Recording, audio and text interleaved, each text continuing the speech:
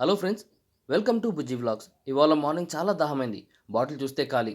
అరే ఏం చేయగలమని చెప్పేసి హ్యాంగర్కున్న తాళం తీసుకొని కిచెన్లో ఉన్న బాటిల్ తీసుకొని వెంటనే బయలుదేరిపోయా. ఎక్కడికని చూస్తున్నారా?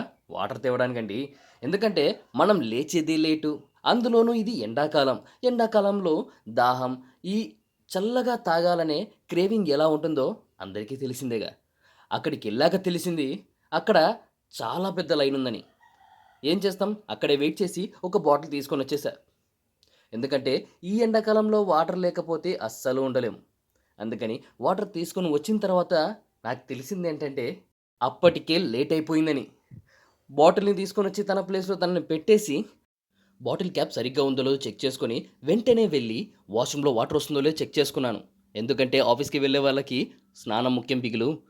తొందరగా స్నానం చేసుకొని బయటకొచ్చేసాను. బయటకొచ్చిన తర్వాత చల్ల గాలి తగులుతుంటే చాలా మంచి ఫీల్ ఉంది. సరే ఇప్పటికే లేట్ అయిపోయిందని చెప్పేసి తొందరగా రెడీ అయిపోయి రూమ్ బయటికొచ్చేసానండి.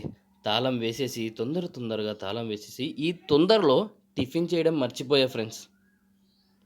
సరే అని చెప్పి ఇంక ఆఫీస్‌కి బయలుదేరిపోయా. ఇవాల్టికి అంతే ఫ్రెండ్స్. మరొక మినీ వ్లాగ్‌లో మిమ్మల్ని కలుసుకుంటాను. అంతవరకు సెలవు.